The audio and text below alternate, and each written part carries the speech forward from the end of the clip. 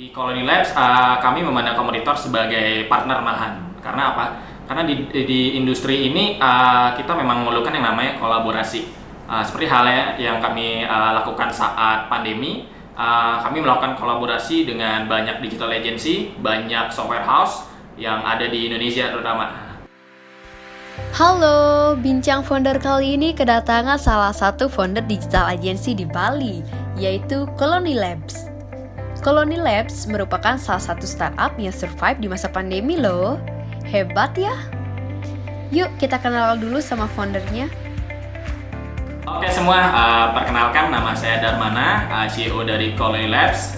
Di sini saya mendirikan Colony Labs bersama dua orang lainnya. Yang di sini ada Adit selaku CTO saya, jadi dia menghandle di bagian technical. Kemudian di sini ada Suparsana juga sebagai Chief Operation saya, dia mengelola operasional dari perusahaan ini. Dan di sini kami akan membagikan sedikit cerita terkait pengembangan bisnis dari Colony Labs. Bisa dijelaskan apa itu Colony Labs? Oke, apa itu Colony Labs? Jadi Colony Labs merupakan sebuah perusahaan IT yang berbasis di Bali yang memiliki concern terkait dengan software development. Nah, software development ini meliputi pengembangan aplikasi berbasis web, mobile, dan juga produk-produk digital yang berkaitan dengan startup dan B2B. Nah, kami sendiri memposisikan diri kami sebagai startup partner dalam dunia startup ini. Jadi startup partner itu merupakan perusahaan yang berkolaborasi dengan startup dalam hal pengembangan produk-produk digital.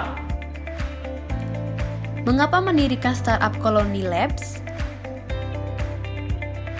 Oke, kenapa saya dan tim mendirikan Colony? Oke, mungkin saya akan jelaskan dari awal dulu. Jadi di awal itu saya adalah seorang freelancer yang berkaitan dengan web developer awalnya. Nah, cuman lama-kelamaan saya cukup banyak project yang saya terima. Akhirnya saya mengajak tim lain. Waktu itu saya join bersama Adit. Nah, akhirnya kami mendirikan satu brand. Akhirnya kami namakan Colony Labs. Nah, seiring berjalannya waktu memang brand itu penting, yakni brand yang berkaitan dengan software development. Oleh sebab itu kami kembangkan bisnis namanya Colony Labs yang menyediakan itu tadi ada software development, ada mobile app development, dan pengembangan produk-produk digital. Dan sampai saat ini kami bersama tim lain juga berkolaborasi untuk mengembangkan produk-produk digital. Apa visi dari Colony Labs? Visi Colony Labs, visi Colony Labs adalah menjadi solusi digital terpercaya dalam revolusi industri 4.0. Untuk menjalankan visi tersebut, tentunya kita ada misi yang harus kita laksanakan. Dalam misi tersebut ada 3 butir yang kita tekankan. Yang pertama adalah meningkatkan layanan SDM kita. Yang kedua adalah menyediakan teknologi yang handal sesuai dengan kebutuhan industri saat ini.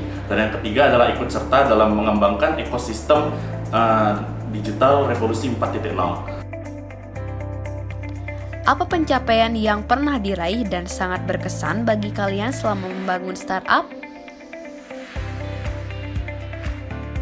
Untuk pencapaian yang berkesan bagi kami, sebenarnya pencapaian paling berkesan itu adalah kepuasan dari klien kami, di mana klien merasa bermanfaat dalam menggunakan produk-produk yang kami sediakan dan meningkatkan efisiensi dari operasional perusahaan. Itu tentunya sudah menjadi pencapaian terbesar bagi kami. Selain itu, pencapaian kami juga adanya kerjasama yang cukup besar, yang saat per hari ini kami sudah bekerja sama dengan beberapa perusahaan, salah satunya dari China dan Pakistan terkait dengan pengembangan software development. Dan juga kami juga menerima beberapa penghargaan dari Kominfo, Backcraft, dan juga Ericsson Indonesia. Menurut kalian, seperti apa potensi yang dimiliki Colony Labs sebagai digital agency? Di era industri 4.0 ini kan semua ingin digital, mulai dari perbankan, pendidikan, retail, dan lainnya. Tentunya ini jadi PR buat kami untuk mengembangkan potensi-potensi digital dan bertalenta. Apalagi di masa pandemi COVID-19 ini, semua digitalisasi akan dilaksanakan lebih cepat, mulai dari sektor perbankan, pendidikan, retail, dan lainnya. Nah, tentunya ini jadi PR buat kita untuk mengembangkan potensi-potensi dan talenta digital lainnya. Bagaimana kalian di dalam menghadapi kompetitor? Oke, bagaimana cara kami memandang kompetitor? Nah, di Colony Labs kami memandang kompetitor sebagai partner malahan. Karena apa? Karena di industri ini kita memang memerlukan yang namanya kolaborasi. Seperti halnya yang kami lakukan saat pandemi, kami melakukan kolaborasi dengan banyak digital agency, banyak software house yang ada di Indonesia terutama. Untuk apa? Karena di sisi pandemi ini banyak sebenarnya requirement terkait dengan kebutuhan aplikasi yang bisa bilang work from home, jarak jauh, dan masih banyak lagi. Oleh sebab itu kekuatan yang terpenting sebenarnya adalah di kolaborasi. Seperti yang saya bilang tadi, kami dengan kompetitor malah berkolaborasi. Nah, yang menjadi yang paling penting adalah sebenarnya bagaimana kita bisa menciptakan ekosistem dari software development ini menjadi baik ya. Karena kita tidak mau walaupun banyak software house yang ada di Bali misalkan, tapi ekosistemnya juga tidak baik kan kurang oke juga. Oleh sebab itu kami berkolaborasi dengan semua pihak yang memiliki project terkait dengan software development. Kita kolaborasi bareng. Anda punya apa, kami punya ini. Kita kolaborasi bareng guna membangun yang namanya produk digital. Dan yang terpenting menjaga agar ekosistem yang terkait dengan software di Bali tetap terjaga dengan baik. Bagaimana Colony Lab bisa survive saat pandemi? Memang pandemi ini memang tidak terprediksi ya sebelumnya ya. Sebelumnya kita hidup seperti normal, kali ini kita berbeda. Memang sebelum adanya COVID-19 ini memang sudah dilakukan yang namanya digitalisasi. Nah, digitalisasi itu memang sudah berjalan dengan normal sebenarnya. Cuman gara-gara adanya COVID-19, digitalisasi terasa lebih cepat. Nah, kami di Colony Labs sebelumnya sudah melakukan yang namanya penawaran-penawaran ke beberapa instansi, beberapa startup. Nah, itu sebelum pandemi. Bahkan sebelum pandemi itu kami sudah hampir memenangkan beberapa tender, beberapa proyek di beberapa daerah. Cuman dengan adanya badai pandemi, akhirnya itu semua sirna. Karena sifatnya semua konvensional, konvensional dan semua berjalan dengan tidak sesuai dengan rencana. Oleh sebab itu kami sempat berpikir, wah kami akan hilang atau bahwa kami akan minus di pandemi ini. Seiring berjalannya waktu, ternyata ada perubahan tren yang terjadi. Yang awalnya semua konvensional, semua arahnya sekarang ke digital. Jadi misalnya nih, saya harus datang ke supermarket untuk membeli sayur A, B, dan C. Itu saya datang misalnya. Cuman di pandemi ini semua dari rumah. Nah kemudian saya mau belajar ke tempat kursus. Yang awalnya saya harus datang, sekarang nggak, harus dari rumah, harus pakai face to face.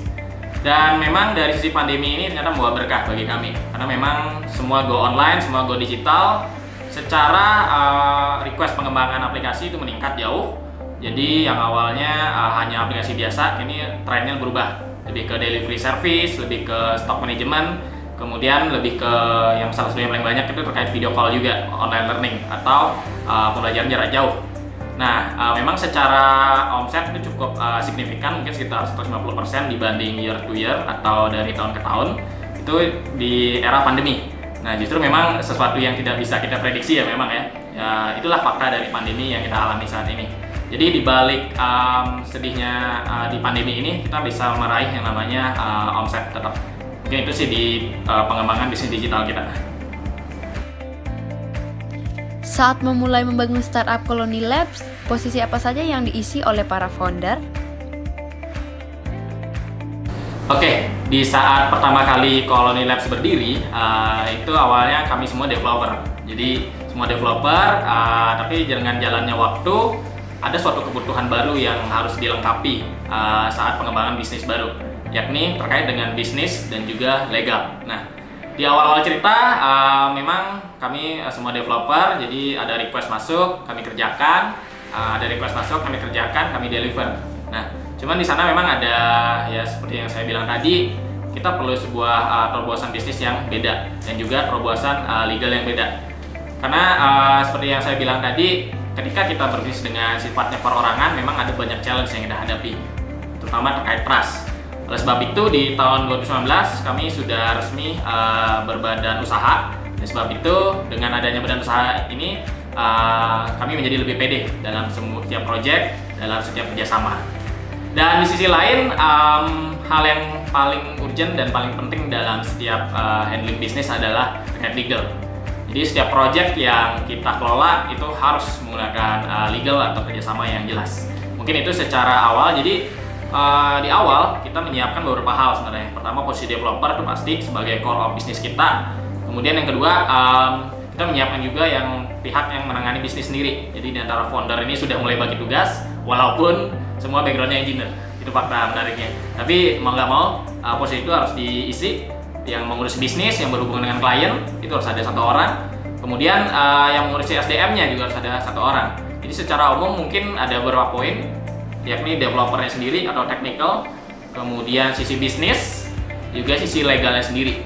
Jadi ini harus clear di awal. Jadi itu sih fungsi daripada kita di awal membentuk beberapa section dari bisnis itu.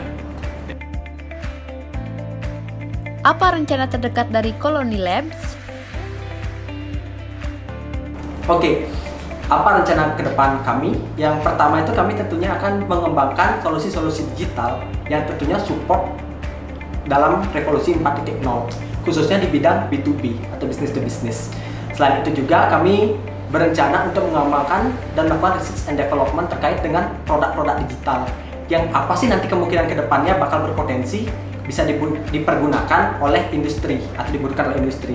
Selain itu juga kami berfokus ke depannya untuk mengembangkan talenta-talenta dan tenaga SDM yang tentunya support oleh industri 4.0.